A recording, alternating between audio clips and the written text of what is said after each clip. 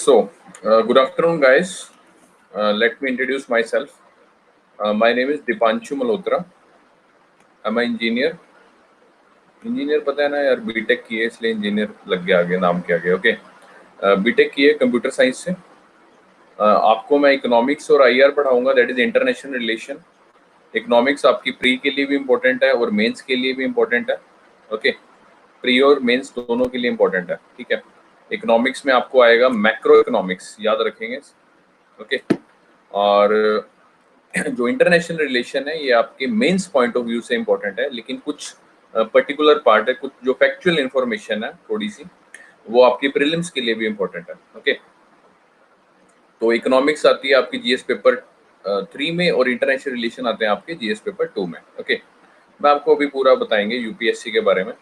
ये अचीवमेंट्स के बारे में लिखा हुआ है। मेरी बीटेक की है कंप्यूटर साइंस से, qualified UPSC mains 2016-17, qualified UPSC interview in 2017. It means I appeared for an interview, and also I'm a motivator for skill development program under Government of India. Okay, so this is my basic introduction. So let's start our today's lecture. Today I'll tell you about basic introduction of UPSC. UPSC क्या चीज है, मतलब आपका क्या मन किया, आपने ले लिया, आपको कैसी अप्रोच रखनी चाहिए, आपका कैसा एटीट्यूड होना चाहिए, ओके, आपका कैसा बिहेवियर होना चाहिए, ओके, किस तरह की अप्रोच होनी चाहिए, सारा कुछ हम लोग डिस्कस करेंगे, ठीक है। यूपीएससी है क्या चीज, ठीक है। यूपीएससी पता है आपको, सेंटर के अंदर एक बॉडी है जिसका नाम है यूनियन पब्लिक सर्विस कमीशन, जो कि एग्जाम कंडक्ट करवाती है सिविल सर्विसेज का, ठीक है, जिसको पूरा बोलते हैं सिविल सर्विसेज एग्जामिनेशन। ओके, इसमें है क्या सर, उसके आप बारे में आपको बता देते हैं थोड़ी सी बेसिक इन्फॉर्मेशन। कुछ बच्चे होंगे जिनको नहीं पता होगा, तो जैसा कि पता होगा सर आपको, स्टेज 1 होती है सर, जिसमें प्रीलिम्स होता है, इसमें ऑब्जेक्टिव टाइप क्वेश्चंस आते हैं, ठीक है। एक क्वेश्चन लिखा होता है, उसके ऐसे 4 ऑप्शंस होते हैं, तो आपको अक्कड़ बक्कड़ बम्बे बो करके आंसर देना नहीं होता, आपको दिमाग लगा के देना होता है, ठीक है। वहां पे ये सब कहानी नहीं चलेगी, ठीक है। तो इस तरह से क्वेश्चन दिया होगा, नीचे 4 ऑप्शन दिए होंगे, आपको चूज करना है। ओके, तो जैसे कि आपके 2 पेपर होते हैं प्रीलिम्स में, आपको पता हो, पहला पेपर होता है जीएस का, दूसरा पेपर होता है सी सेट का, जिसको बोलते हैं सिविल सर्विसेज एप्टीट्यूड टेस्ट, और ये जनरल स्टडीज का, जिसमें 100 क्वेश्चन होते हैं 2 नंबर के, यानी 200 मार्क्स का पेपर होता है कुल मिला के, जिसमें हिस्ट्री होती है सर, पॉलिटी होती है सर, ज्योग्राफी होती है, इकोनॉमिक्स होती है, इकोनॉमिक्स हम आपको पढ़ाएंगे, इकोलॉजी इन्वायरमेंट होती है सर आपकी, जनरल साइंस होती है सर आपकी, करंट अफेयर्स होते हैं। ओके, सी सेट में आपका कॉम्प्रिहेंशन होता है सर, ऐसे पैसेजेस लिखे होते हैं बड़े बड़े, नीचे क्वेश्चन आपको आंसर करने होते हैं उस पैसेजेस की हेल्प से। रीजनिंग सर, डिसीजन मेकिंग, जो आपकी इंग्लिश की क्लासेस चल रही होंगी, interpersonal skills, basic numeracy, maths, general mental ability and data interpretation. Okay, ये भी आपके, ये 80 क्वेश्चन होते हैं, 2.5 नंबर के होते हैं, 200 मार्क्स। ये जो पेपर है सी सेट का, ये गवर्नमेंट ने क्वालिफाइंग कर दिया, यानी कि आपके सिर्फ इसमें 33% सिर्फ मार्क्स आए तो आप क्लियर हो जाओगे, सिर्फ आपको 33% मार्क्स चाहिए आपको, तो क्वालिफाइंग पेपर है, ठीक है। तो ज्यादा कुछ मुश्किल नहीं है, रॉकेट साइंस नहीं है, ठीक है। अगर आपको हल्का फुल्का मैथ्स आता है, बेसिक इंग्लिश आती है, तो you can easily qualify this paper, ठीक है। मेन मुद्दा है सर जीएस पेपर का, ठीक है। इसके ऊपर आपने कमांड रखनी है ज्यादा, ठीक है। इसके ऊपर भी रखनी है, ऐसा नहीं कि इसको हल्के में लेना, इसके ऊपर भी रखनी है, बट इसके ऊपर ज्यादा रखनी है। ओके, तो स्टेज 1 में जैसे मैंने आपको बताया कि ऑब्जेक्टिव टाइप क्वेश्चंस होते हैं, 2 पेपर होते हैं, एक जीएस पेपर, एक जीएस का पेपर होता है और दूसरा सी सेट का पेपर होता है, ठीक है। नेगेटिव मार्किंग होती है सर 1/3 एक्सेप्ट डिसीजन मेकिंग, ठीक है। डिसीजन मेकिंग के कई बार क्वेश्चन पहले आते थे, अब कम कर दिए हैं यूपीएससी ने। डिसीजन मेकिंग के क्वेश्चन होता है, जैसे सपोज करो आपको एक एग्जाम्पल दे देंगे कि सपोज आपको एक दिन का डीएम बना दिया जाता है बिहार में, पटना जिले का। ओके, सपोज कोई सिचुएशन दे देंगे, सपोज वहां पे कोई चोरी हो गई है, तो आप किस तरह से बिहेव करोगे, 3-4 ऑप्शंस देंगे, तो आपको ऑन द स्पॉट आपको क्या कहते हैं उसका आंसर देना। ओके, तो जैसे कि यहाँ पे लिखा हुआ है कि नेगेटिव मार्किंग होती है, लेकिन डिसीजन मेकिंग वाले क्वेश्चन में नेगेटिव मार्किंग नहीं होती है। ओके, तो उसके बाद आती है सर आपकी स्टेज 2। पहला प्री आपका क्लियर हो गया, तो उसके बाद आपकी स्टेज 2 आती है, मेंस एग्जामिनेशन जिसको बोलते हैं, जो कि सब्जेक्टिव टाइप होती है, जिसमें आपको लिखना होता है। ओके, उसमें तो आपको 1 2 3 4 में से एक ऑप्शन करेक्ट वाला होता है, वो मार्क करना होता है, ठीक है।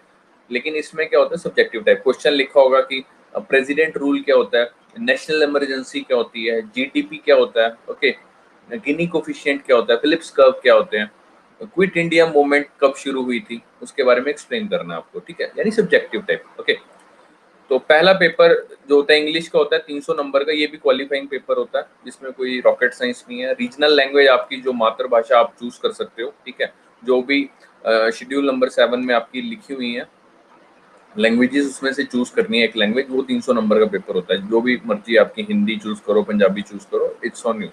तो जैसा कि लिखा हुआ है, both exams are to test candidates ability to read and understood serious discursive prose, ठीक है, आपको बेसिक नॉलेज होनी चाहिए कि हाँ आपको अपनी मातृभाषा की नॉलेज है, आपको इंग्लिश आती है, कि कल को डीएम बन जाओ तो ये नहीं कि आपको न्यूज़पेपर पढ़ा दिया उन्होंने ऐसे द हिंदू को, और आपको पूछे कि भाई साहब आज के न्यूज़पेपर में आपने न्यूज़ पढ़ी है, ये वाले न्यूज़पेपर में, और आप न्यूज़पेपर देख रहे हो, अरे सर इसमें तो इंग्लिश लिखी हुई है, ये तो बड़ी टफ इंग्लिश है, ठीक है, तो लोग आपका मजाक ना उड़ाएं, तो उतनी इंग्लिश आपको पता होनी चाहिए, ठीक है।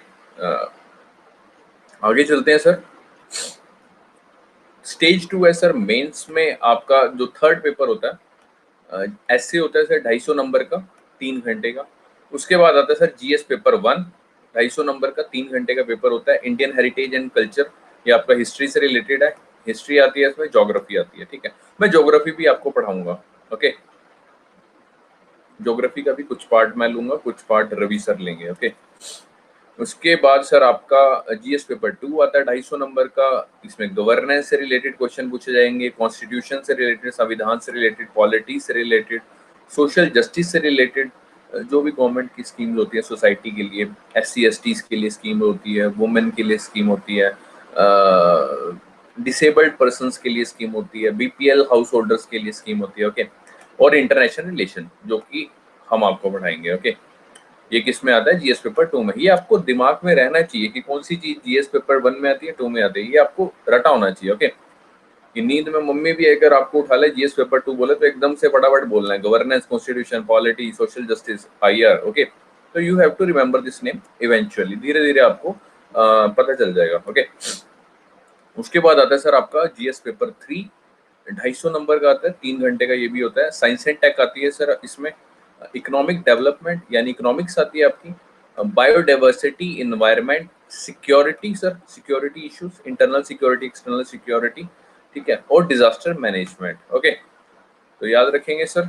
उसके बाद सर आता है आपका जीएस पेपर 4, जो कि बहुत इंपॉर्टेंट है, एथिक्स, इंटीग्रिटी, एप्टीट्यूड, यानी आपके मॉरल्स वैल्यू के बारे में इस तरह क्वेश्चन पूछेंगे। ओके, उसके बाद आता है सर आपका ऑप्शनल पेपर 1, 250 नंबर का, और ऑप्शनल पेपर 2, यानी कि सपोज करो आपका ऑप्शनल है ज्योग्राफी, तो ज्योग्राफी के 2 ऑप्शनल पेपर, 2 पेपर होंगे आपके, ठीक है। तो कुल मिला के सर ये 1750 नंबर के 7 पेपर होंगे, ठीक है, 7 पेपर, हर एक पेपर आपका होगा 250 नंबर का, मेंस की ये मार्क्स जोड़ेंगे आपके। और उसके बाद आता है सर आप फाइनली इंटरव्यू, ठीक है, जो कि 275 नंबर का होता है, पर्सनैलिटी टेस्ट बोलते हैं जिसको, इंटरव्यू बोलते हैं। ओके, तो ग्रैंड टोटल यानी 2025 में से निकलता है कि आपके कितने मार्क्स बने हैं, ठीक है। प्रीलिम्स के नंबर काउंट नहीं होते, प्रीलिम्स एक तरह से क्वालिफाइंग पेपर है। देखो जैसे मैंने आपको बताया 3 स्टेजेस होती हैं, प्रीलिम्स, मेंस, और उसके बाद आता है सर आपका इंटरव्यू। ओके, जैसे मैंने आपको बताया कि प्रीलिम्स में क्या होता है सर, गधे और घोड़ों की रेस लग रही होती है। ओके, गधे और घोड़ों की रेस लग रही होती है, जिसमें से क्या होता है सर, गधे तो इधर रह जाते हैं जिनका प्री नहीं क्लियर होता, और जो घोड़े होते हैं वो आगे मेंस में चले जाते हैं, ठीक है। तो सारे घोड़े मेंस में चले गए, और फिर उन घोड़ों में से रेस लगती है कि कौन सा घोड़ा तेज ज्यादा दौड़ता है, तो वो आता है सर आपका इंटरव्यू में, और जो फाइनली क्लियर कर जाता है वो बनता है IAS, IPS, IFS, IRS, it depend upon your rank. Okay, तो इसमें बताइए सर कोई डाउट हो तो, ये बेसिक इंट्रोडक्शन था यूपीएससी का। ओके, तो इसमें बताइए एनीवन, कोई डाउट हो आपको, कुछ भी पूछना हो, कुछ भी क्वेरी हो, क्वेश्चन हो, पूछिए sir.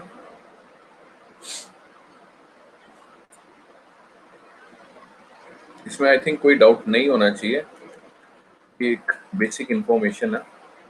How many questions are there in GS paper 100 ma'am, 100 2 number के होते हैं। ओके सर, हम किस सब्जेक्ट में ऑप्शन रख सकते हैं? It depends on your graduation. आपकी सपोज करो, सिंपल सा एग्जांपल मैं आपको बताता हूँ। सपोज करो मैं इंजीनियर, मेरा इंजीनियरिंग बैकग्राउंड था, ठीक है। बीटेक की हुई है मैंने कंप्यूटर साइंस से। ओके तो एज यू नो कि बीटेक में कोई ऐसा सब्जेक्ट नहीं होता, पॉलिटी नहीं होती, ज्योग्राफी नहीं होती, ठीक है, कि हिस्ट्री विस्ट्री कुछ भी नहीं होता, ठीक है। तो मेरा बीटेक बैकग्राउंड है, तो मेरे मेरे को लगा कि मेरा ऑप्शनल क्या होना चाहिए, ज्योग्राफी, ठीक है। ज्योग्राफी मेरे को इसलिए लगा क्योंकि मैंने पहले थोड़े दिन 1-2 महीना ज्योग्राफी पढ़ा, मेरे को इंटरेस्ट अंदर से हुआ कि नहीं यार, ज्योग्राफी थोड़ा सा सब्जेक्ट है, कंसेप्चुअल है और समझ आ जाएगा, ठीक है, मेरे को ऐसा लगा, तो इसलिए मैंने ज्योग्राफी चूज किया। सपोज करो आपकी ग्रेजुएशन में आपका हिस्ट्री ज्यादा स्ट्रांग है या पॉलिटी स्ट्रांग है या ज्योग्राफी स्ट्रांग है, जो भी है वो आप एक ऑप्शन ले सकते हो। सर हिंदी हिंदी मीडियम से है तो प्रॉब्लम ज्यादा होगा क्या पढ़ने में? नहीं मैम, कोई ऐसी कोई प्रॉब्लम नहीं है। हम लोग बाइलिंगुअल क्लास होती है हमारी, इंग्लिश हिंदी, और आपको ऐसा नहीं लगेगा कि आप हिंदी मीडियम से हो तो आपको इंग्लिश में पढ़ने में दिक्कत आएगी। ऐसी कुछ नहीं आएगी दुनिया में, nothing is impossible. Okay sir, आप हमें जीएस पेपर की तैयारी करवाओगे? सारी राम कहानी खत्म हो गई है, अब आप सवाल पूछ रहे हो जीएस पेपर की तैयारी कराएंगे? सर हम आपको प्रीलिम्स कम मेंस की तैयारी करवाएंगे। अभी मैंने शुरुआत में बताया आपको, प्रीलिम्स कम मेंस की तैयारी। ओके सर, आप नोट्स पीडीएफ से देंगे क्या? बिल्कुल मैम, पीडीएफ से देंगे। सर ऑप्शनल में मैथ्स भी होता है? हाँ जी होता है sir. Sir data interpretation, data interpretation के क्वेश्चंस आते हैं, आपकी इंग्लिश की क्लासेस लगेंगे, आपको इवेंचुअली पता चल जाएगा, don't worry. Sir total marks कितने चाहिए पेपर क्लियर करने के लिए? हाँ हाँ हाँ, कितने बच्चों वाले क्वेश्चन हैं। चलो, टोटल मार्क्स कितने चाहिए पेपर क्लियर करने के लिए? सर आपको अगर पता हो, जो आईएएस ऑफिसर बनता है उसके जो मार्क्स होते हैं वो 50% से कम होते हैं, यानी अराउंड। और इसमें ऐसा नहीं होता कि टोटल मार्क्स कितने जाएंगे, वो कट ऑफ पे डिपेंड करता है उस साल की। Okay keep this thing in your mind. ये कोई आपके कॉलेज के पेपर नहीं है कि आपको 33% लेने हैं तो पास हो जाओगे। ओके एथिक्स क्या है? ये आपको धीरे धीरे पता चल जाएगा। एथिक्स, मॉरल एप्टीट्यूड, नैतिक शिक्षा जिसको हिंदी में हम बोलते हैं, बड़ों का आदर करो, बूढ़ी अम्मा को सड़क पार कराओ, इस तरह के क्वेश्चन। और आप सपोज डीएम बन जाओ तो आप कल को रिश्वत लोगे नहीं, इस तरह के क्वेश्चन आते हैं एथिक्स एप्टीट्यूड के। ओके इसमें आपकी मॉरल वैल्यूज चेक होती हैं। ओके नैतिकता के आधार पर बेसिकली। सर मैं मैच नहीं रखना चाहता तो चेंज कर सकता हूँ सर? अरे जो मर्जी करो सर, आपकी इच्छा। आपने कौन सा फॉर्म भर दिया क्या अभी? आपने अगर फॉर्म नहीं भरा तो आप जो मर्जी से करो सर, इंजीनियरिंग बैकग्राउंड से हो सर। सर जो मर्जी चूज करो, बट वो क्या कहते हैं, आपको क्या कहते हैं, पता होना चाहिए उस सब्जेक्ट के बारे में, आर&डी की होनी चाहिए। ये नहीं कि भी भेड़ चाल चल रही है, टिकटॉक वाला खेल चल रहा है, उसने ब्राउन मुंडे पे वीडियो बना दी टिकटॉक की तो हम भी ब्राउन मुंडे पे वीडियो बना रहे हैं पागलों की तरह, ठीक है। भेड़ चाल नहीं होनी चाहिए, कहने का मतलब है। मेरे दोस्त ने, लड़कियों की आदत होती है, इनफैक्ट आजकल लड़कों की भी आदत होती है, इसने ज्योग्राफी लिया तो मैं भी ज्योग्राफी लूंगी, है ना। तो इस तरह की बच्चों वाली हरकतें मत करना, ठीक है। इंजीनियरिंग बैकग्राउंड से हो तो I think geography is the safe option है, बाकी आपको अपनी चॉइस के अकॉर्डिंग रखना, ठीक है। ये नहीं कि मैं कह रहा हूँ तो ये रखो, अपने अकॉर्डिंग देखो जैसा भी है। सर प्रीलिम्स की तैयारी कैसे करेंगे? अरे वाह मैम, क्या क्वेश्चन पूछा, आपके लिए स्टैंडिंग ओवेशन दे दो एक बारी। मैम अभी बताएंगे ना आपको, प्रीलिम्स की तो तैयारी करवा रहे हैं कैसे कैसे सवाल पूछ रहे हैं आप। इसके बारे में गाइडेंस नहीं है सर? गाइडेंस सर आपको मिलेगी सर, पक्का मिलेगी। अब वो तो आपके उसके ऊपर डिपेंड करता है सर कि आपका, मैंने बताया कि ग्रेजुएशन में ऑप्शनल क्या है और ग्रेजुएशन आपने कौन से सब्जेक्ट से किया। ओके उसके अकॉर्डिंग आप चूज करिए। Any other question? सर एक छोटी सी प्रॉब्लम है, हिंदी लैंग्वेज टफ है लिखने में, समझने में इंग्लिश में मैं अच्छे से, मतलब मैं क्या करूं सर, आप बताइए। सर क्या होता है, आपको एक छोटी सी चीज बताता हूँ, छोटा सा एग्जांपल देता हूँ, आप जरा ध्यान से सुनिए, अभी कोई मैसेज नहीं करेगा, सारे ध्यान से सुनिए।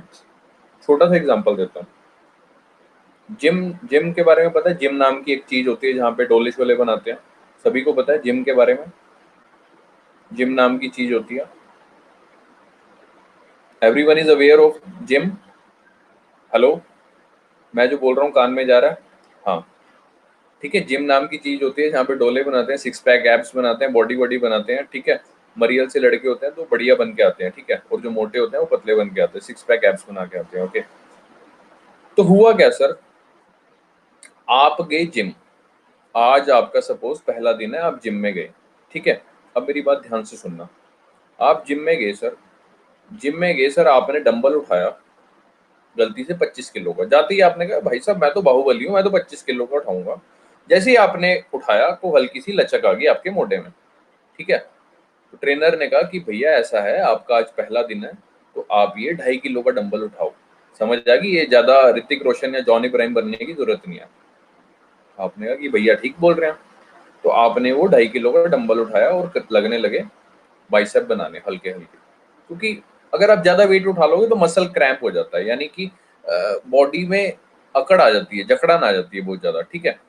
तो आपने 2.5 किलो का डंबल उठाया सर, और आप करने लगे। अब हुआ क्या सर, 6 दिन हो गए सर आपको 2.5 किलो का डंबल उठाते उठाते, ठीक है। 7 दिन हो गए, 10 दिन हो गए, आप 2.5 किलो के डंबल से ही कर रहे हो। अब हुआ क्या सर, जिम में, आपकी जिम है सर कोएड, यानी उसमें लड़के भी आते हैं लड़कियां भी आती हैं।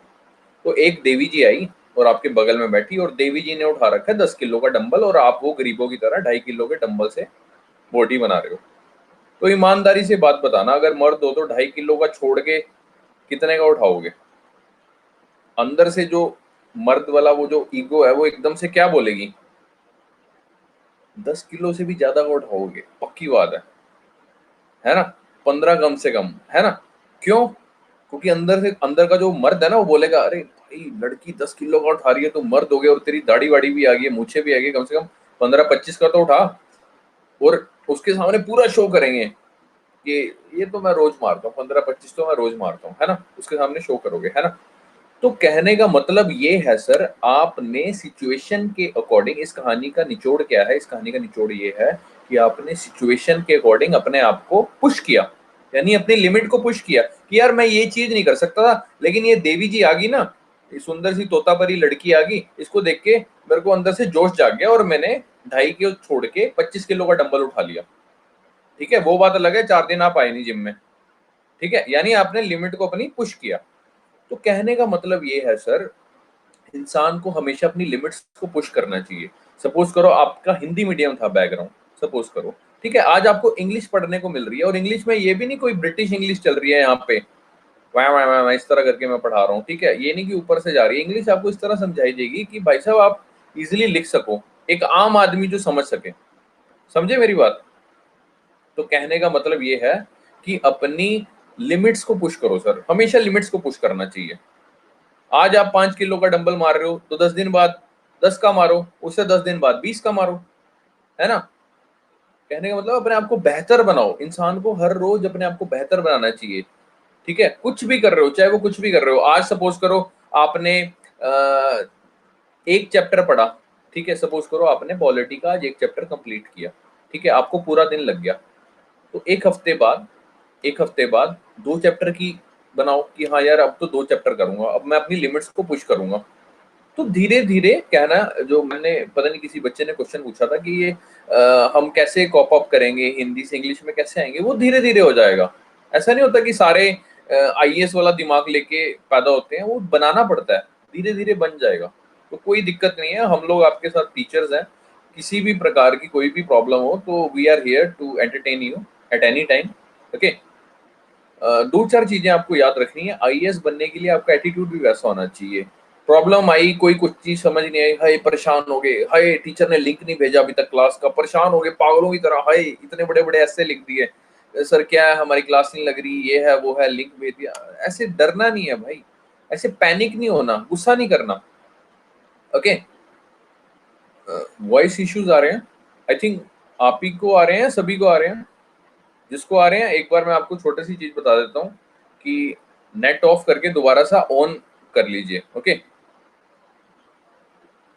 हाँ, तो जिसको भी वॉइस इश्यूज आए, अभी मैं बता रहा हूँ कि प्रॉब्लम आए तो परेशान नहीं होना, अभी देवी जी परेशान होगी, वॉइस इश्यू परेशान नहीं होना सर, आपने परेशान होना ही नहीं, आपसे आपने आपसे लोग परेशान होने चाहिए, आपसे लोग परेशान होने चाहिए।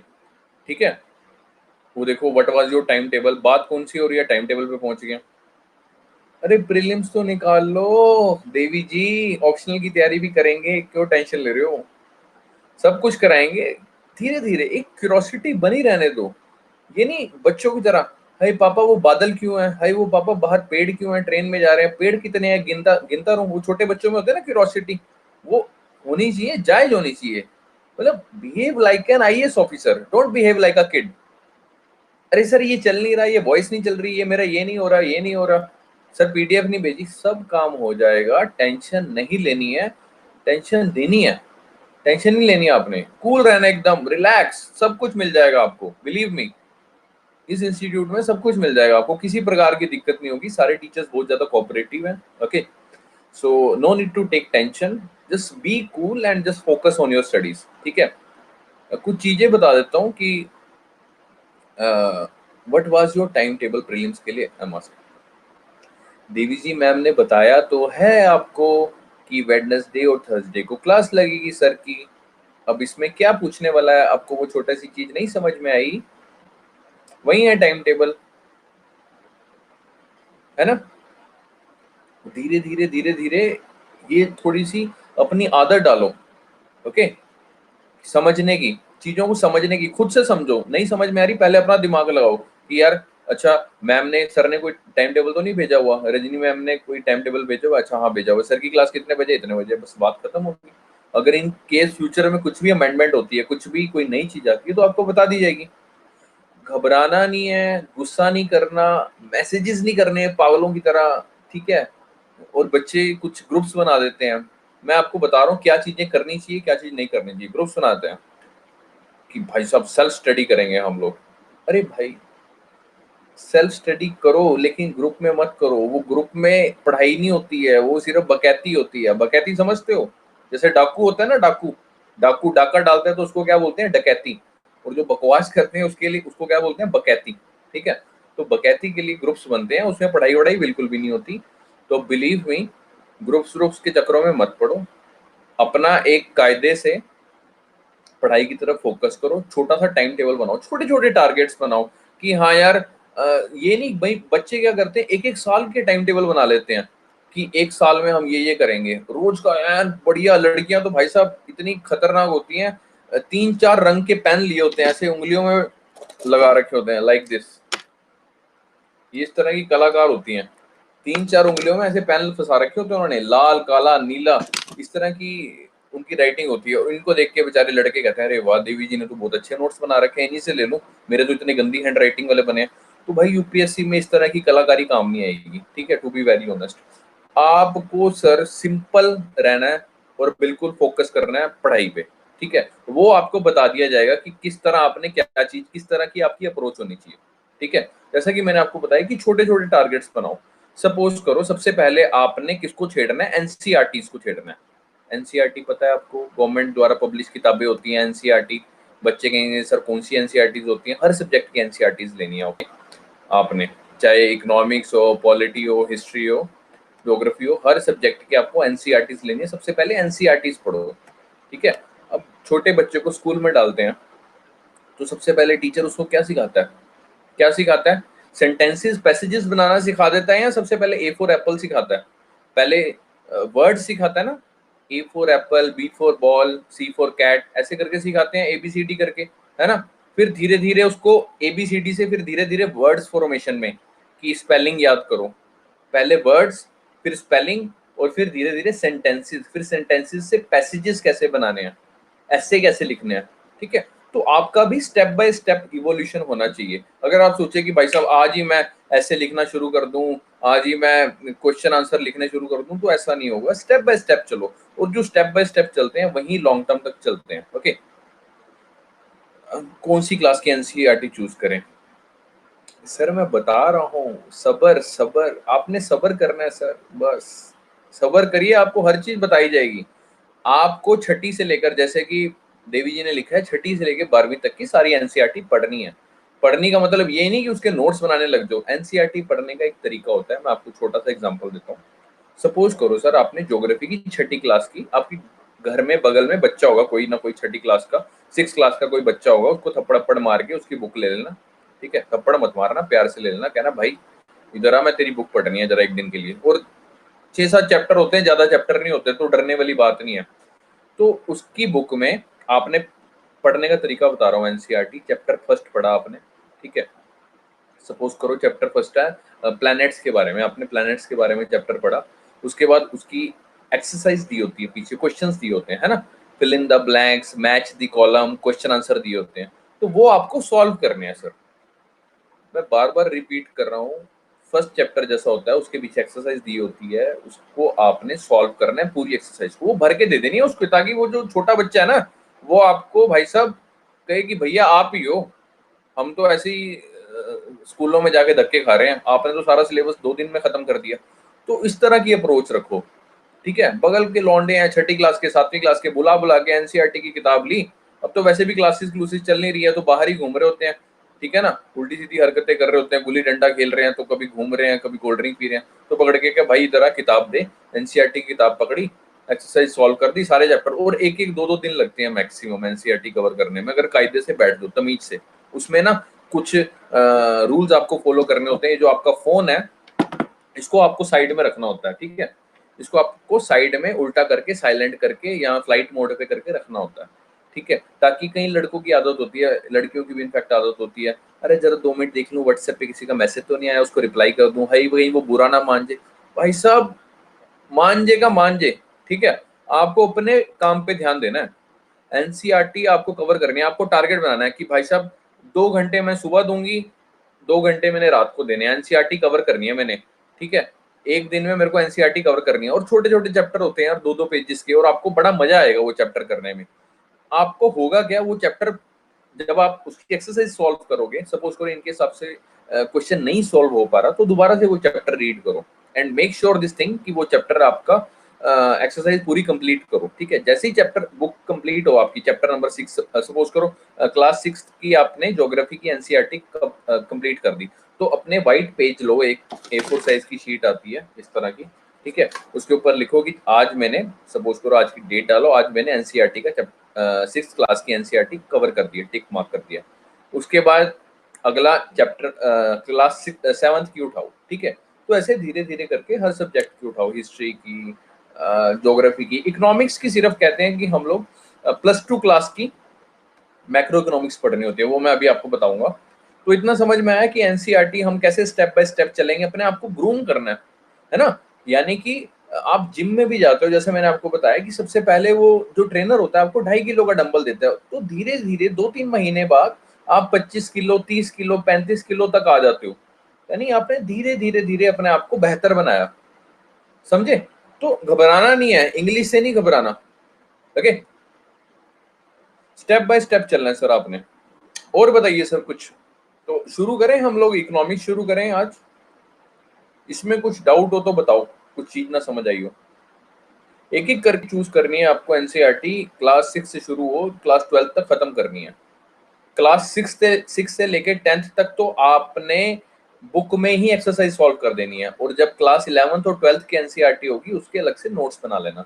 नोट्स कैसे बनाएंगे वो आपको धीरे धीरे समझा दिया जाएगा, तो अभी घबराना नहीं है सर, आपने घबराना है ही नहीं, आपको पैनिक अटैक्स आने नहीं चाहिए, गुस्सा आना ही नहीं है आपको, आपको कूल रहना है एकदम आईएएस ऑफिसर की तरह। डीसी हो ना, कूल बनोगे, है ना, ये थोड़ी कि कल को डीसी बन गए, सपोज करो आपके वहां 40-50 आपके ऑफिस के बाहर 40-50 लोग धरना देके बैठे हैं, आप परेशान हो, हाय भाई ये क्या करूं, ये मंत्री ने मेरे को कहाँ फंसा दिया, ये तो कह रहे हैं ये वाला बिल पास कराओ, ये मेरे ऑफिस के बाहर, ये तो मेरे को मार देंगे। आप वहाँ पैनिक अटैक, खुद ही पागल हुए पड़े, उनको क्या समझाओगे। तो इसलिए आराम से चिल। स्टडी का मतलब क्या होता है सर, आपको सिंपल सी चीज बता देते हैं, स्टडी का मतलब होता है sir enjoyment. Study means enjoyment, याद रखना सर। और स्टडी इंजॉयमेंट कब बनेगी, आप कहोगे सर हमें तो पढ़ना बोरियत लगता है, इंजॉयमेंट कैसे है। सर स्टडी इंजॉयमेंट तब बनेगी जब आपका क्या होगा सर, इंटरेस्ट होगा। अब आईएएस बनने में सभी का इंटरेस्ट है, I am asking to you, IAS बनने का सभी में, सभी लोग आईएएस बनना चाहते हैं, आईएएस बनना चाहते हैं सभी। अब मेरे को सिंपल से क्वेश्चन का जवाब दो, सभी आईएएस आईपीएस बनना चाहते हैं, ठीक है। आप मेरे को सिंपल से क्वेश्चन का जवाब दो, अगर खुजली आपको होगी तो कौन खुजाएगा? आप बगल से पड़ोस में किसी को बुला के लेके आओगे या आप खुजाओगे, खुद खुजाओगे? खुद खुजाओगे या बगल से बुला के लाओगे? खुद ही खुजाओगे ना। तो खुजली किसको है? आईएएस बनने की खुजली किसको है? तुम्हें है ना। तो खुजाओगे भी, कौन खुजाएगा? खुद ही खुजानी पड़ेगी भाई, कमर खुद ही खुजानी पड़ेगी, बंदे नहीं बुलाओगे खुजाने के लिए। वो बात अलग है, आईएएस बन जाओगे फिर बंदा रख लोगे खुजाने के लिए भी। समझे मेरी बात? तो जिस चीज की खुजली हो, मतलब जिस चीज की तड़प हो, तड़प समझ रहे हो, तड़प जब अंदर होगी ना, तो अपने आप वो चीज इंजॉयमेंट लगेगी। अरे यार क्या ये एनसीईआरटी यार, निकाला फटाफट चैप्टर नंबर 6 खत्म, क्लास 6 खत्म, क्लास 7 खत्म, फटाफट। किसी को बताना भी नहीं है कि हम आईएएस की तैयारी कर रहे हैं। याद रखना, रिश्तेदारों को तो बिल्कुल भी ना बता देना गलती से भी, और यार दोस्त भी एक आधे को बता दिया तो ठीक है, अदरवाइज ना बताओ उसको भी। जीवन में माँ बाप भाई बहन के अलावा कोई तुम्हारा सगा नहीं है, सीरियसली बता रहा हूँ। आपको वो जो ये है स्टेटमेंट आपकी कि आप आईएएस बनना चाहते हो, आईपीएस बनना चाहते हो, ये जो जर्नी है ना, आपको इस तरह से आइसोलेट रखना है ना अपने आप को, किसी को बिल्कुल नहीं बताना। अगर आपने बता दिया, आपने सपोज करो अपनी बुआ जी को बता दिया, अरे बुआ जी मैं तो आईएएस की तैयारी कर रही हूँ, आपने कह दिया बुआ जी मैं तो आईएएस की तैयारी कर रहा हूँ, तो भाई साहब प्रीलिम्स आया ना, प्रीलिम्स का रिजल्ट आया, बुआ जी फोन कर रही है, हाँ बेटा क्या बना, निकला क्या? और आप मुंह लटका के, अरे यार बुआ जी ने तो बड़ा प्रेशर डाल दिया, आपके दिमाग में प्रेशर पड़ जाएगा। कई रिश्तेदारों के फोन आ रहे हैं, बुआ जी के, मामा जी के, चाचा जी के, मास्टर जी के, अरे निकला क्या भाई, अरे निकला क्या, नहीं निकला। और रिश्तेदार अंदर मन ही मन खुश हो रहे हैं, हैं, ऐसे थोड़ी आईएएस बनने निकले, आईएएस बनने के लिए हैं। तो उनको बताओ ही मत कि अननेसेसरी प्रेशर क्रिएट होगा आपके दिमाग में। याद रखना मेरी बात, किसी को भी नहीं बताना आपने, सिर्फ अपने तक रखो, अपने घर वालों तक रखो, बस दैट्स इट। और अपने ऊपर भरोसा रखो कि हाँ यार मेरा क्लियर होगा होगा, कुछ नहीं है ये, ठीक है, समझे मेरी बात? तो पहली चीज आपको किसी को शेयर नहीं करनी ये चीज, ठीक है। दूसरी चीज, आपको ये पैनिक अटैक्स नहीं आने चाहिए, गुस्सा नहीं आना चाहिए बिना बात का, कूल रहो, आपको हर चीज आएगी, धीरे धीरे धीरे हर चीज आएगी। वो शादी होती है ना, शादी होती है ना, शादी होने से पहले वो क्या होता है, लड़का लड़की की देखा दिखाई होती है, उसके बाद रोका होता है, रोके के बाद रिंग सेरेमनी होती है, रिंग सेरेमनी के बाद रस्में होती हैं, जैसे लेडी संगीत हो गया, फिर शादी होती है, शादी के बाद फिर हनीमून पे जाते हैं, है ना। तो हनीमून तक पहुंचने के लिए वो आपको सारे स्टेप कवर करने पड़ेंगे एक एक करके, समझ रहे हो मेरी बात? एक एक करके स्टेप बाय स्टेप आप करोगे तब जाके हनीमून पहुंचोगे, ये नहीं डायरेक्ट हनीमून में पहुंच जाना हमने, ठीक है ना। मंसूरी सभी को जाना है ना, तो वो स्टेप बाय स्टेप पहुंचना है। तो अपना फोकस सिर्फ प्रेजेंट पे रखो कि आज हमने भाई साहब क्लास 6 की एनसीईआरटी कवर करनी है, आज हमने क्लास 7 की एनसीईआरटी ज्योग्राफी की कंप्लीट करनी है, आज हमने हिस्ट्री की क्लास 6 कंप्लीट करनी है किसी भी तरीके, चाहे मेरे को रात के 4 बजे 3 बजे कुछ भी हो। एक एक दिन की टारगेट बनाओ, हफ्ते हफ्ते 10 10 दिन, एक एक महीने के टारगेट जो बने हैं बच्चे बनाते हैं ना, तो वो लिखे रह जाते हैं, उस पर इम्प्लीमेंटेशन नहीं होता। छोटे छोटे टारगेट्स बनाओ, उनको अचीव करोगे ना, अंदर कॉन्फिडेंस जागेगा कि अरे यार मैंने कंप्लीट कर दिया, ठीक है। वो कह रही है बुक्स देखकर पता चल जाता है लोगों को, अरे क्या बात है, इतने टैलेंटेड हैं आपके रिश्तेदार, आपकी बुक्स देख के पता लगा लेते हैं लड़की आईएएस की तैयारी कर रही है। वाह, ऐसे बुक्स घर के ऐसे बाहर लगा दे, दरवाजे पे चिपका रखी है क्या आपने बुक्स, देवी जी? क्या यार, क्या क्वेश्चन पूछते हो यार तुम लोग भी ना। हाँ अच्छा, बात जो पूछी है उस बात का तो जवाब दो, ऐसे दरवाजे पे लगाते हो क्या? देवता जी हो तो ये बताओ, ऐसे बुक्स दरवाजे पे लगाते हो क्या भाई साहब, या ऐसे चिपका के घूमते हो ऐसे गजनी की तरह किताबें, है ना, नहीं घूमते ना। क्या यार बच्चों वाले क्वेश्चन यार, grown up, think like an IAS, ठीक है। जब तक वो एटीट्यूड नहीं आएगा, जब तक वो बेवकूफों वाली सवालात खत्म नहीं होंगे, तब तक आपकी पढ़ाई में ध्यान लग ही नहीं सकता। ये बेवकूफों वाले क्वेश्चंस मत पूछो, ठीक है। समझदार बनो, वो धीरे धीरे आप में मेच्योरिटी आ जाएगी। तो उस लेवल की मेच्योरिटी के लिए आपको बहुत ज्यादा पढ़ना होगा, बहुत ज्यादा ग्राइंड करना होगा, अपने आपको इतना ज्यादा ग्राइंड करना होगा कि एक लेवल के बाद आपको स्टडी इंजॉयमेंट लगने लगेगी, ठीक है।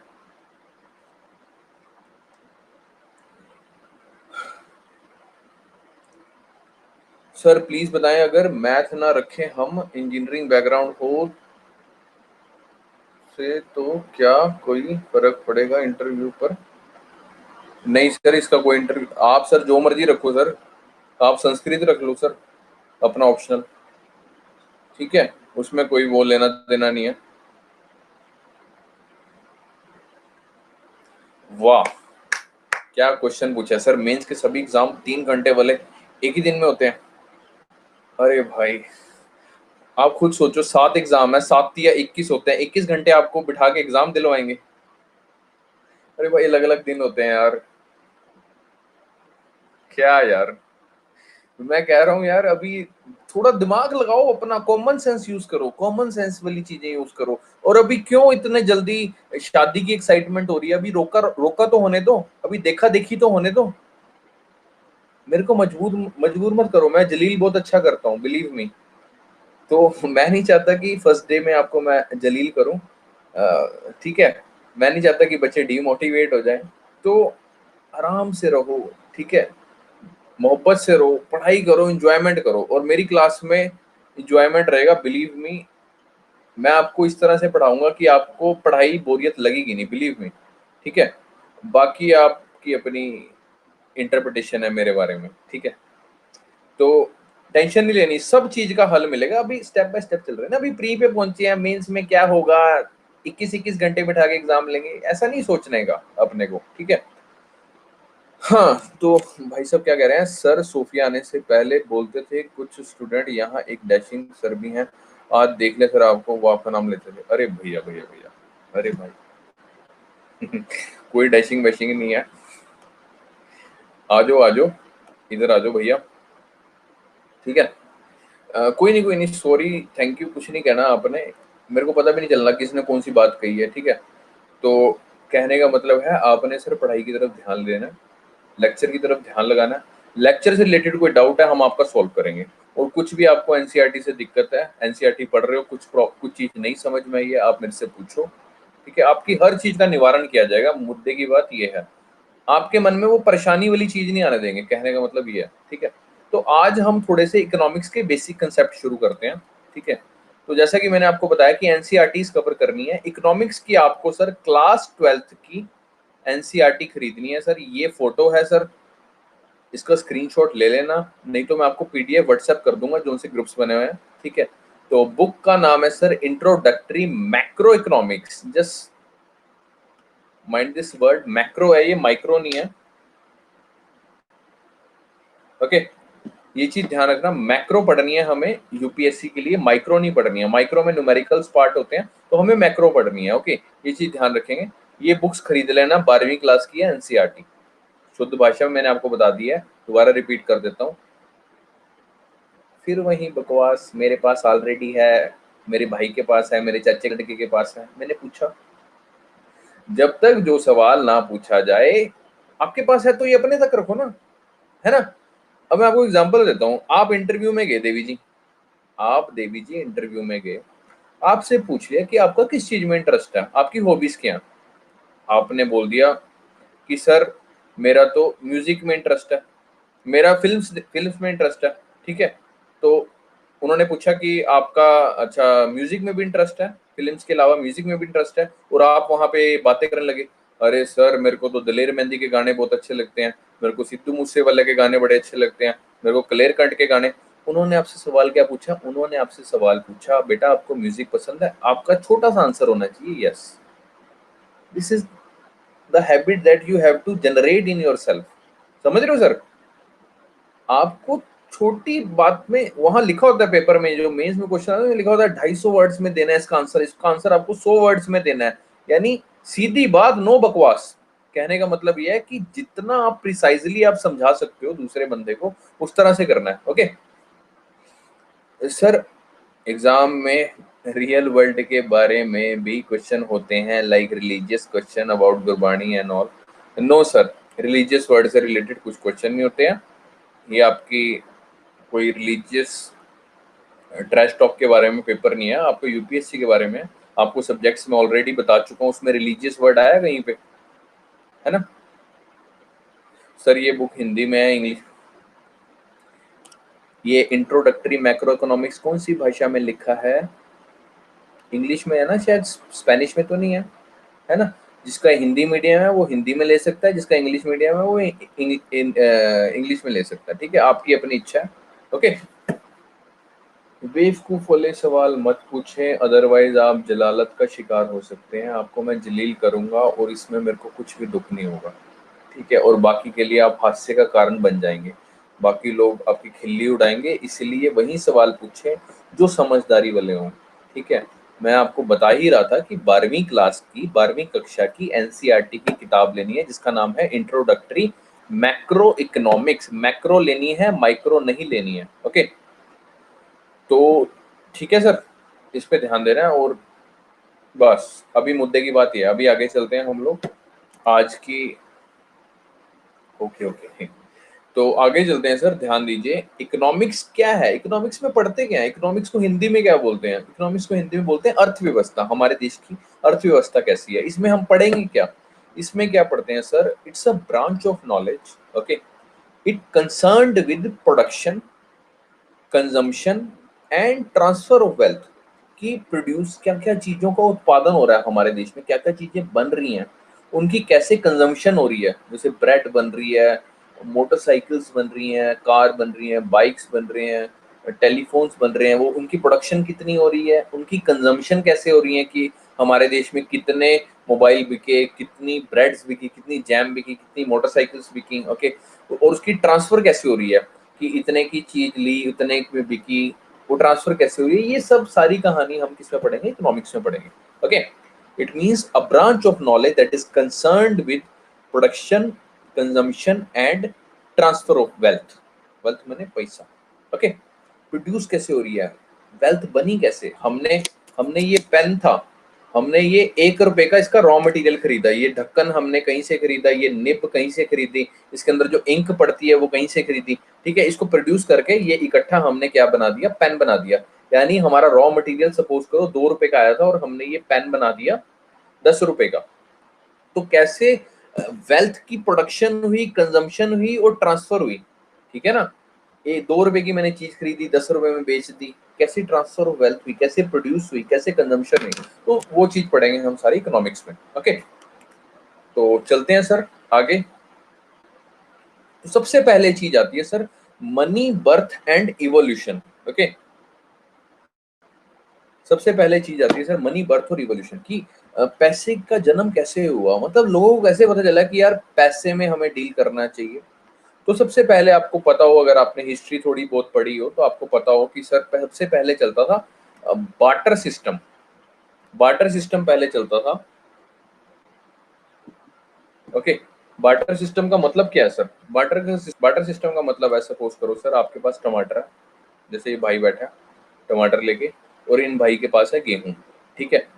अब इन भाई को चाहिए गेहूं और इस भाई को क्या चाहिए, टमाटर। इसने कहा कि सामान के बदले सामान ले ले, यानी कि डबल कोइंसिडेंस ऑफ वांट्स कहते हैं। यानी कि मतलब कोइंसिडेंस हो जाएगा कि आपको भी वही चीज चाहिए जो उसके पास है और उसको वो चीज चाहिए जो आपके पास है, यानी कोइंसिडेंस हो गया ना।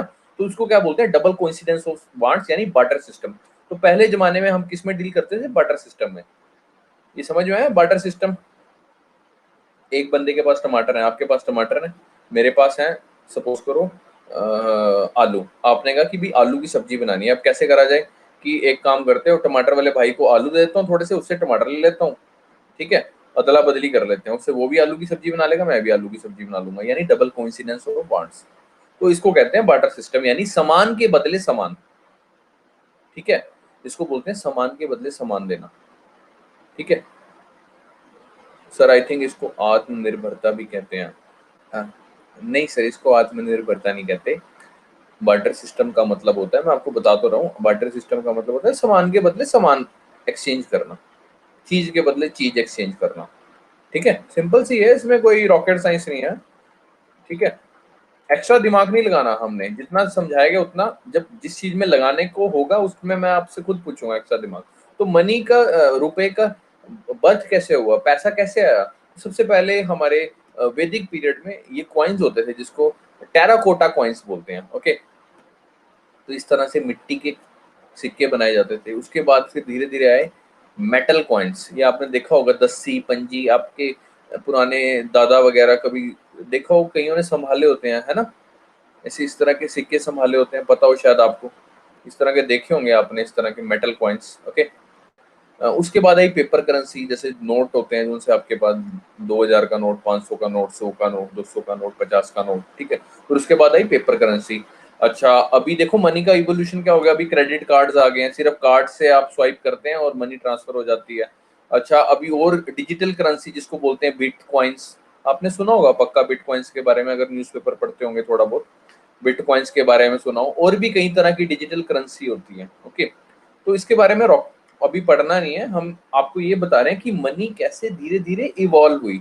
जैसे मैं आपको बता रहा हूँ कि पहले आपको ये नहीं पता था एनसीईआरटी क्या होती है, धीरे धीरे आप मैक्रो इकोनॉमिक्स पे पहुंचे, उसके बाद रमेश सिंह पे पहुंचे, ठीक है, जो कि बुक हम रिकमेंड करते हैं इकोनॉमिक्स के लिए, कुछ स्पेसिफिक पार्ट के लिए। ओके, तो धीरे धीरे आप इवॉल्व हुए, कैसे आप बच्चे थे, कैसे आपको ये भी नहीं पता था कि इंडिया एशिया में आता है, अफ्रीका में आता है, ठीक है, धीरे धीरे आपको पता चला इंडिया इंडिया एशिया में आता है। अच्छा, इंडिया नॉर्दर्न हेमिस्फेयर में, साउदर्न हेमिस्फेयर में नहीं है, ठीक है। तो धीरे धीरे आप कैसे ये बातें जान के कैसे आप आईएएस बने, ठीक है, कैसे आप मूर्ख से एक इंसान बने। ओके, तो सिमिलरली यहाँ पे मनी का भी बताया जा रहा है कि मनी का बर्थ कैसे हुआ, इवोल्यूशन कैसे हुआ, कैसे मनी बदली, कि टेराकोटा कॉइन्स आए, उसके बाद मेटल कॉइन्स आए, फिर पेपर करेंसी आई, फिर क्रेडिट कार्ड्स आई, और फिर अब बिटकॉइंस, जिसको डिजिटल करेंसी बोलते हैं। ओके, तो पता होना चाहिए आपको, ये आपकी बेसिक जनरल नॉलेज के लिए बताया जा रहा है। ओके, तो आगे चलते हैं sir. Now the next point is circular flow of money. Money ये घूमती कैसे है, ये पैसा घूमता कैसा है हमारे अर्थव्यवस्था में, ये पैसा घूमता कैसा है। तो इन तीन लोगों के बीच में पैसा घूमता है, हाउस होल्ड के बीच में, बिजनेस फर्म्स, ये देख सकते हो सर, इस इंसान को जानते हो सर, अंबानी नाम है इनका, और तीसरा है सर बैंक्स, ठीक है, जिनको बैंक्स या फिर एनबीएफसीज, एनबीएफसीज बोले तो नॉन बैंकिंग फाइनेंशियल कंपनीज, ठीक है। कोई भी ऐसी टर्म हो जो आपको नहीं समझ में आई हो तो घबराना मत, आपको इनके बारे में बताया जाएगा। नॉन बैंकिंग फाइनेंशियल कंपनीज बोलते हैं, ठीक है। तो अब इन तीनों के बीच में आदान प्रदान कैसे होता है, इनकी वजह से पूरी इकोनॉमी में, यानी पूरी अर्थव्यवस्था में किस तरह से पैसा जो है वो सर्कुलेट करता है, ठीक है, मनी जो है वो सर्कुलेट करती है, ठीक है। अब हाउस होल्ड हो सर, आप हो, आपके पास जमीन है सर, आपने जमीन दे दी किसको, बिजनेस फर्म को, ठीक है। आपने कहा कि अंबानी जी या कोई भी बिजनेस फर्म, कि आप सर हमारी जमीन पे अपना प्लांट लगा लो, कोई भी फैक्ट्री लगा लो, साबुन बनाने की फैक्ट्री, मास्क बनाने की फैक्ट्री, बैग बनाने की फैक्ट्री, कॉटन बनाने की फैक्ट्री, कुछ भी। ओके, तो आपने इसको लैंड दी, और ये आपको बदले में क्या देगा, उसका रेंट देगा, किराया देगा ना आपको, आपकी जमीन लेगा, आपकी जमीन के ऊपर अपनी फैक्ट्री लगाएगा, तो बदले में आपको क्या देगा, रेंट देगा।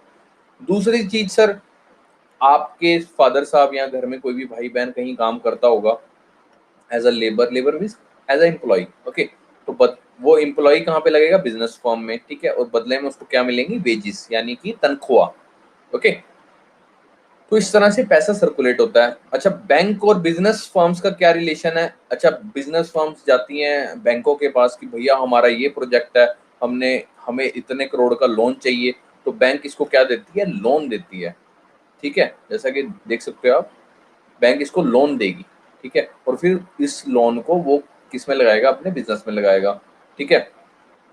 अच्छा, बैंक के साथ आपका क्या लेन देन है, आप सर बैंक में जाते हो, अपने पैसे जमा कराते हो, आपको पता होगा, आपको आपकी सेविंग अकाउंट होगा, ठीक है, अगर आपके फादर साहब का बिजनेस है तो उनका करंट अकाउंट होगा, पता होगा आपका सेविंग अकाउंट, बैंक अकाउंट, तो बैंक में कुछ पैसे रख देते हो तो उसके ऊपर ब्याज मिलती है ना आपको, ऐसा सुना होगा, आपको पता है इतना सब कुछ, कि बैंक में पैसे डिपॉजिट करते हो तो कुछ टाइम बाद निकालें तो उस पर ब्याज पड़ती है। सपोज आपने 10,000 या सपोज 1 लाख रुपए जमा कराए, तो उस पर ब्याज लग के वो पैसा ज्यादा हो गया, है ना।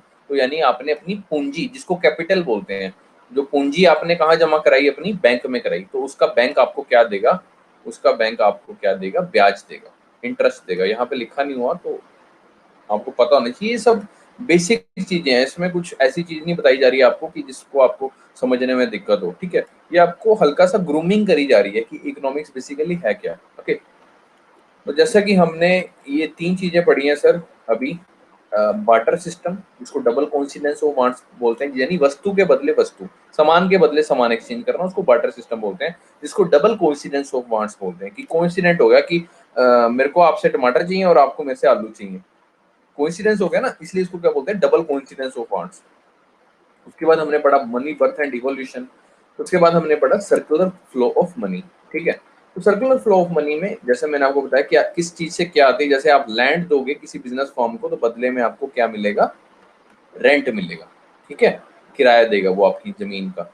अगर आप कहीं पे काम कर रहे हो एज अ लेबर तो आपको क्या मिलेगी, तनख्वाह मिलेगी, यानी वेजेस मिलेंगी। ओके, और आपने कैपिटल दे रखी है, अपनी पूंजी दे रखी है, तो बैंक आपको क्या देगा, इंटरेस्ट, ब्याज देगा ना आपको।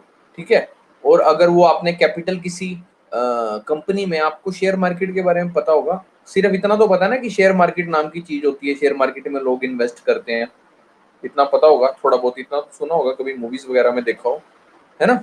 शेयर मार्केट में इन्वेस्ट करते हैं, तो शेयर मार्केट में जब इन्वेस्ट करते हो तो जब प्रॉफिट होता है, उस प्रॉफिट को क्या बोलते हैं, हम डिविडेंड बोलते हैं, याद रखेंगे। ओके, हाँ, Harshad Mehta scam, very good. Okay, तो डिविडेंड को क्या बोलते हैं सर, जो शेयर का प्रॉफिट होता है उसको डिविडेंड बोलते हैं। ओके, धीरे धीरे सब समझ में आ जाएगा, अभी खाली हल्का हल्का पढ़ना है, हमने ज्यादा दिमाग को जोर नहीं लगाना अभी।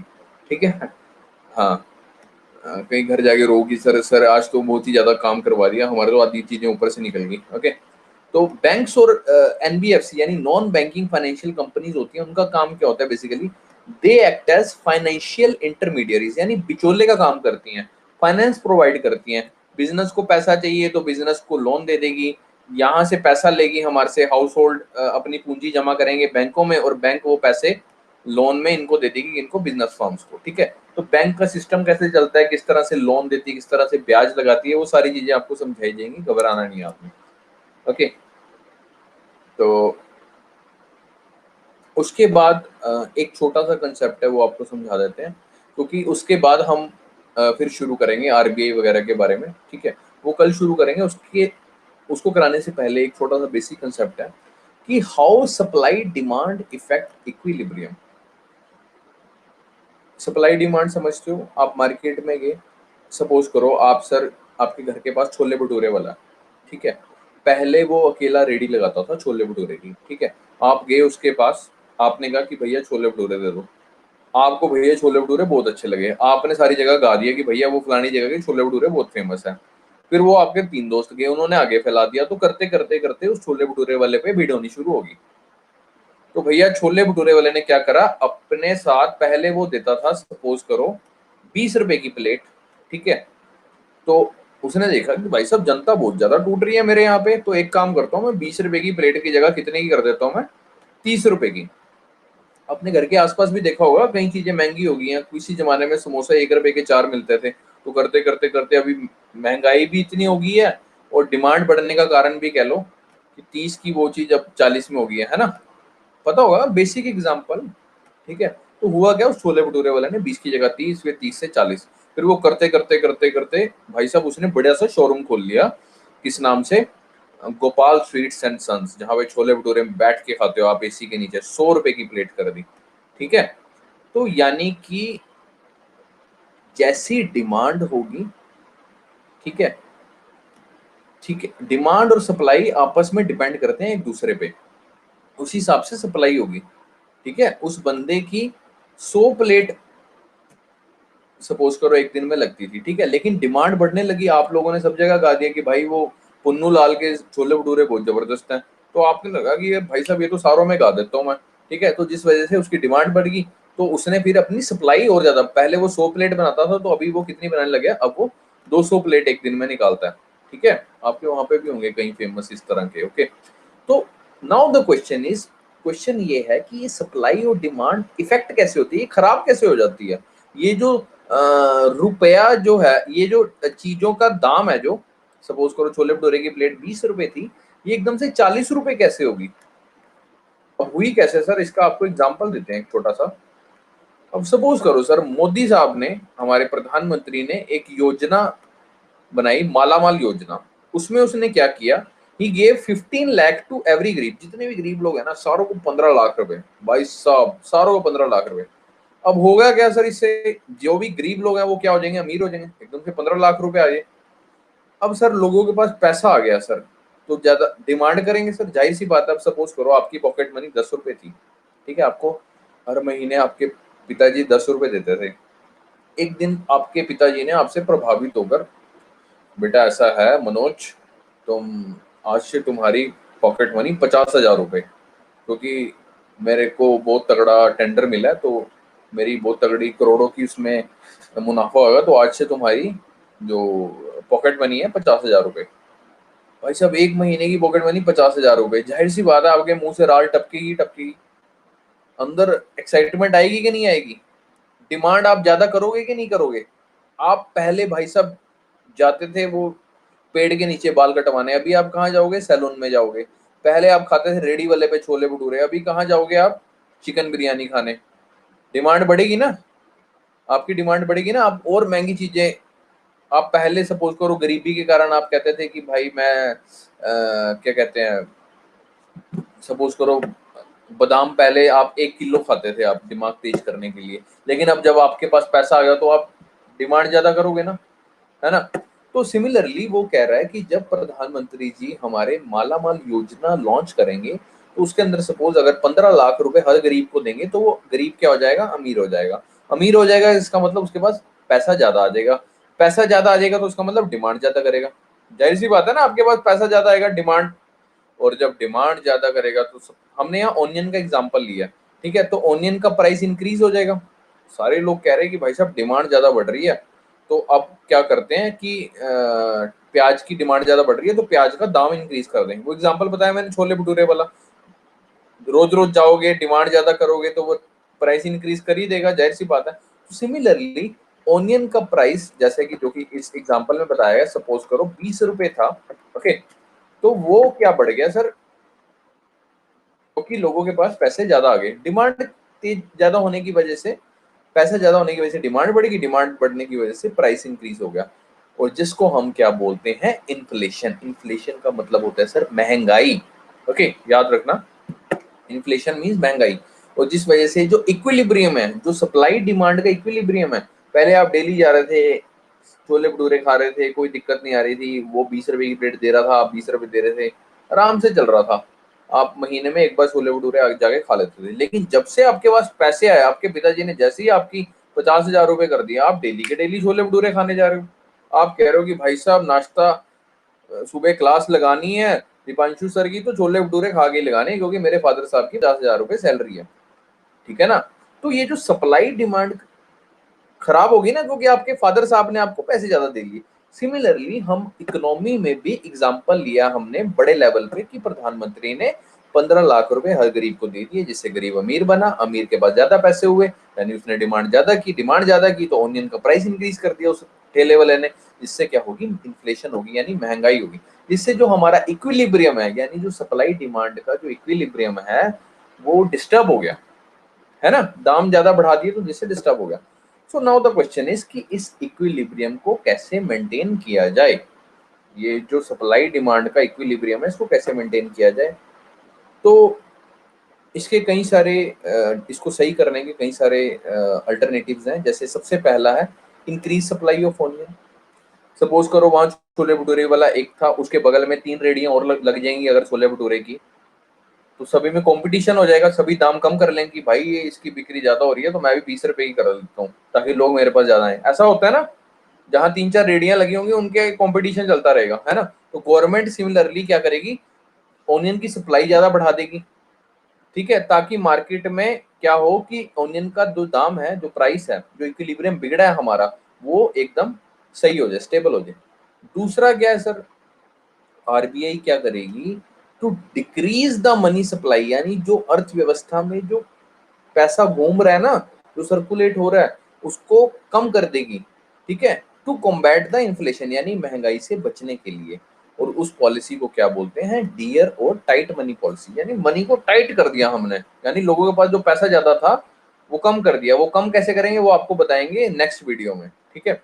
इतना समझ में आया हो, ना समझ में आया हो तो बताइए, इसमें कोई डाउट हो तो बताइए, इसमें कोई डाउट हो तो सर पूछिए, तो फिर हम आगे चलते हैं। इक्विलिब्रियम के बारे में बताया, सप्लाई डिमांड कैसे इफेक्ट होती है, सर्कुलर फ्लो ऑफ मनी के बारे में बताया आपको, ओके, मनी बर्थ रिवॉल्यूशन कैसे हुआ, ठीक है, इकोनॉमी के बारे में और यूपीएससी का इंट्रोडक्शन दिया हमने। आज के लेक्चर में आई विश बेसिक सी चीज थी, कोई डाउट नहीं होना चाहिए, ठीक है। तो आप आज के लेक्चर ये क्या करेंगे, इसकी स्क्रीनशॉट्स वगैरह आपने ले लिए होंगे, नहीं लिए तो आपको कोई दिक्कत वाली बात नहीं है, आपको पीडीएफ सेंड कर दी जाएगी ग्रुप्स में, ठीक है। जब ये चैप्टर कंप्लीट हो जाएगा तब आपको पीडीएफ सेंड कर दी जाएगी, तो आप उसके नोट्स बना सकते हो, ठीक है। तो आई विश कोई डाउट ना हो, फिर भी कोई डाउट हो तो you can ask me at any time. Hello sir, मैं लेट हो गई। हाँ, जो बच्चे लेट हो जाते हैं तो उनके लिए मैं बता दूं कि यहाँ पे रिकॉर्डिंग हमारी ऑन है, ठीक है, रिकॉर्डिंग हमारी ऑन है। तो आपको चैनल सर ने बताया होगा, रवि सर का एक चैनल है, उस पे वीडियोस अपलोड हो जाती हैं, तो वहाँ से आप देख सकते हैं, ठीक है। फिर भी कोई दिक्कत हो तो हम लोग आपस में डिस्कस कर लेंगे, कोई दिक्कत नहीं।